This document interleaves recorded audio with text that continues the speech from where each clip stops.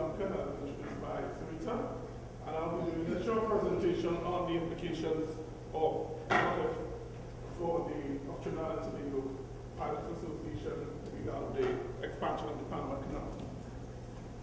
Could I have the slide advancing?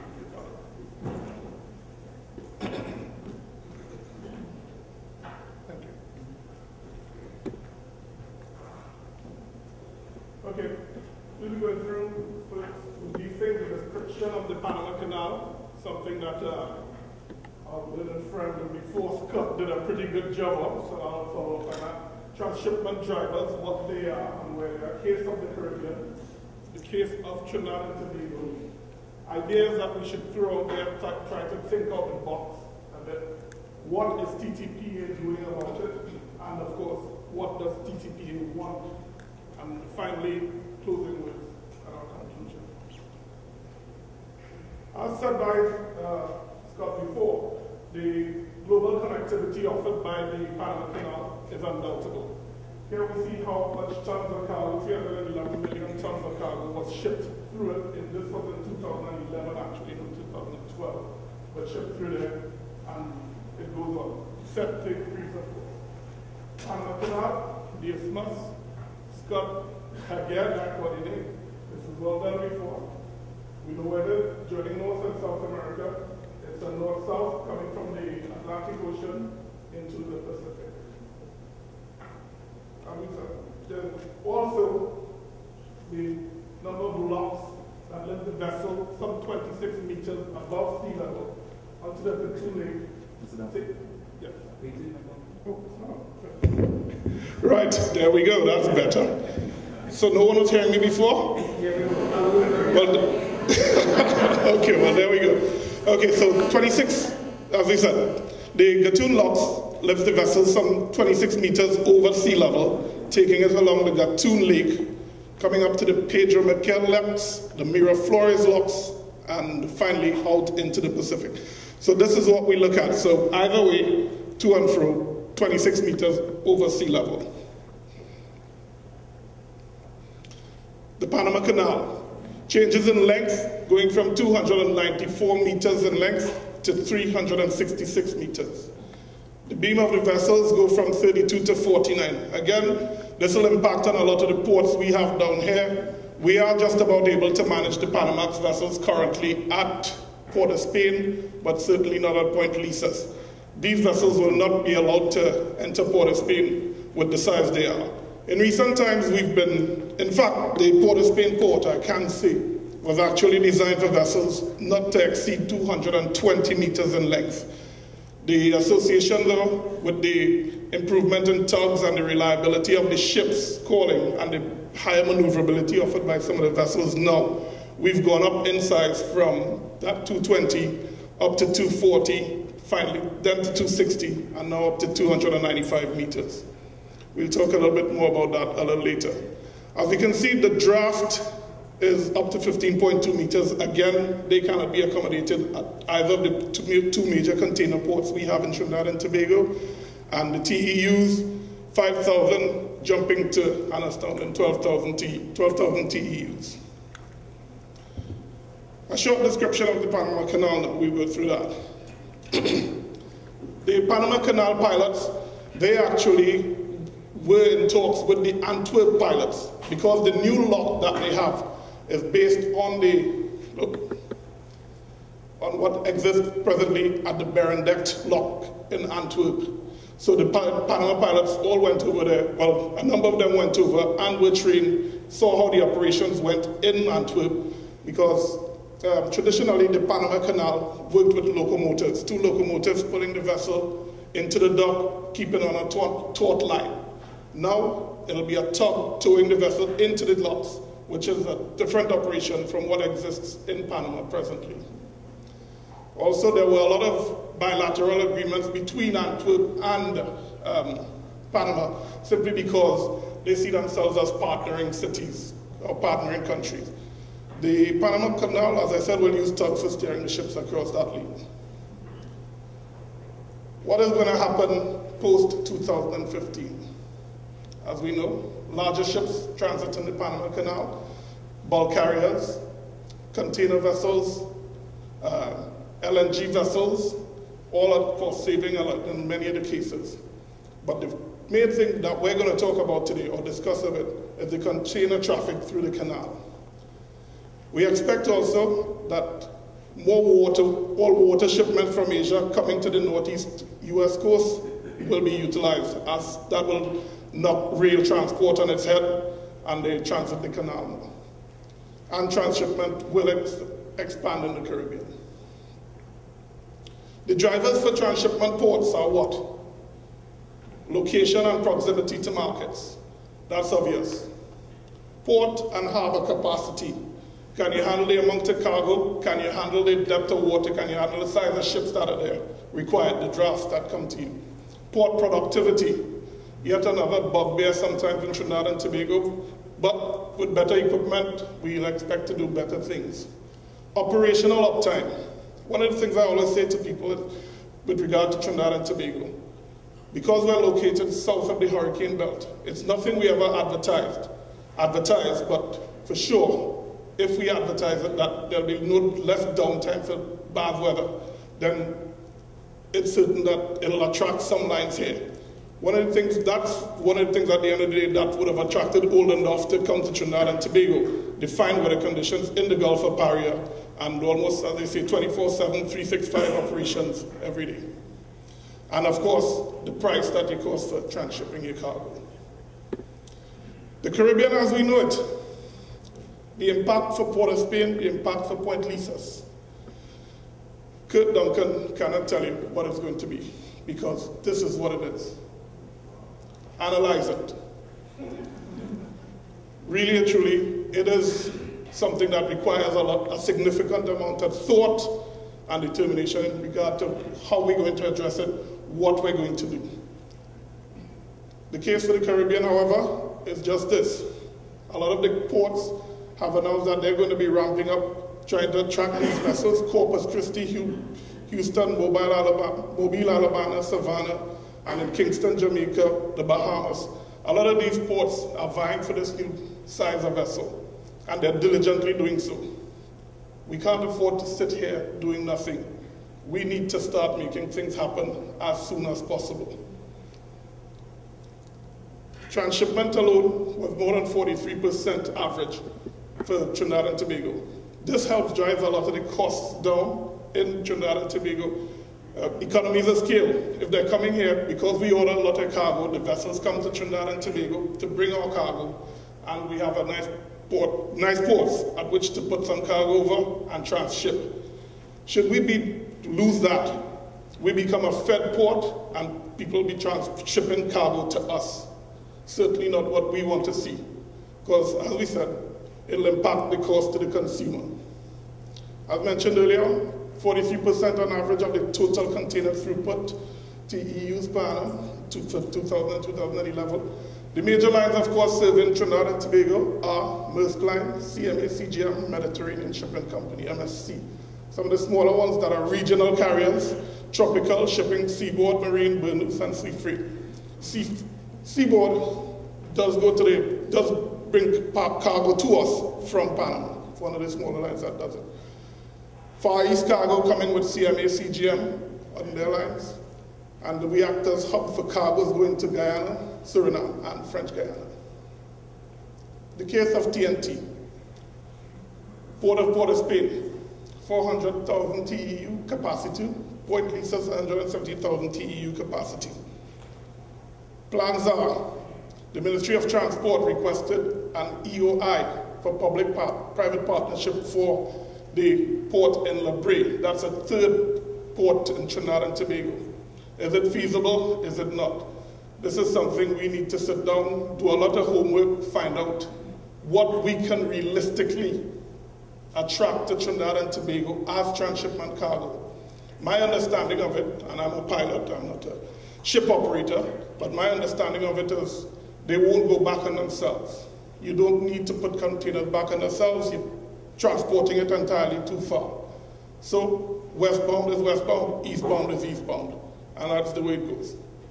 So we need to be in place. DECO has requested EOIs, I understand as well, for their port to upgrade their port facility. And I know the Port Authority, there were chats to introduce some degree of public partnership relationship. Real cases now, just to visit, to look at one of them. A major line carrier calls in Trinidad from Far East. That vessel comes 294 meters long, transits the Panama Canal, and we expect that for, as we said, carrying it in larger quantities on board the vessel. On board vessels, we expect to go up to 350-meter vessels when the Panama Canal does open. Kingston, as we said, and other ports are upgrading their capacity to meet that demand. Trinidad and Tobago waits. What about T&T? Are we moving fast enough? As we said, we could be bypassed. This is to demonstrate what that Far East carrier comes in. The red line indicates her coming across, the blue line looks at her going back. If we look right there, the Puerto Cabello, see that? Puerto Cabello is located pretty close to Trinidad and Tobago. A short stop, a hop and a skip, a jump away. Yet we come to Port of Spain. Why is that? Two ports so close together, they're using Port of Spain. Some of the transshipment cargo, as we see here, from Port of Spain going down to the Georgetown, Paramaribo, and Canal down there, and again, the circle trade on the East Coast. When we look at it, what is the real transshipment potential that this holds? We think to ourselves, is it worth actually putting money out there for a transshipment port, or is it not? One of the things though, we can measure the cost of building a port. We know what it'll cost for the equipment. That is finite. We know what the port and infrastructure will cost, and we can measure that. What is the cost of not doing it? We can't measure that, because it's possible that not doing it results in no calls. The larger ships turning us into a feeder port, they go to Puerto Cabello, they do the work, $295 they accept it, and we just get transshipped too. So if we don't do it, we stand the cost of losing all our business, all the transshipment cargo we presently own. But again, we need to be innovative.